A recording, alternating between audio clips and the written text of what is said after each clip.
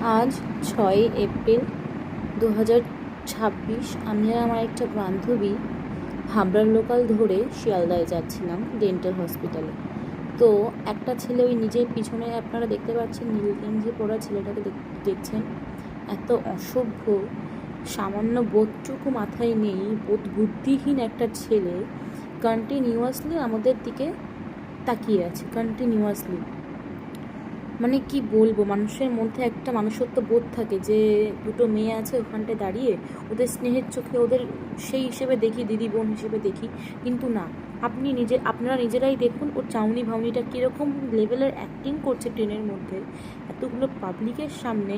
আর এই যে ফোনটাকে তখন এরকম করে ধরে রেখেছিল, আমাদের জানা নেই যে আমাদের তখন ভিডিও করেছে কিনা। আপনারা দেখুন কীভাবে কীরকম লেভেলের অ্যাক্টিং করছে, মানে জঘন্য। একটা বাবা মার সন্তান যদি এ হয়ে থাকে, সন্তানের